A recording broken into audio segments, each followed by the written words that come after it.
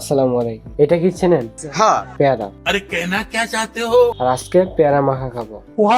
প্রথমে পেয়ারাটি ভালোভাবে ধুয়ে নিব। বাজারে গিয়েছিলাম পেয়ারা মাখা খেতে, কিন্তু 20 টাকায় যেই পেয়ারা মাখা দিল তা দেখে আর খেতে মন চাইলো না। তারপর 30 টাকা দিয়ে এই পেয়ারাটা কিনে আনলাম। পেয়ারাটিকে ভালোভাবে ধুয়ে এভাবে কেটে নিব।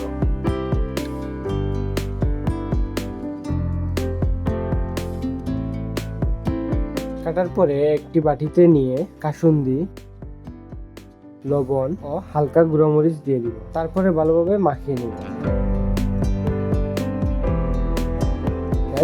আমার পেয়ারা মাখা হয়ে গেল। টেস্টটাও খুবই ভালো ছিল। বাজারের অস্বাস্থ্যকর পেয়ারা থেকে তো অবশ্যই ভালো। তাছাড়া এই পরিমাণ পেয়ারা মাখা যদি বাইরে খেতে চান তাহলে কমপক্ষেও 50 থেকে 60 টাকা আসবে, যেটা খেতে আমার খরচ হয়েছে মাত্র 30 টাকা। এইখানে আমার বেঁচে গেল 30 টাকা। আজকে এ পর্যন্তই। সবাই ভালো থাকবেন, সুস্থ থাকবেন। আল্লাহ হাফেজ।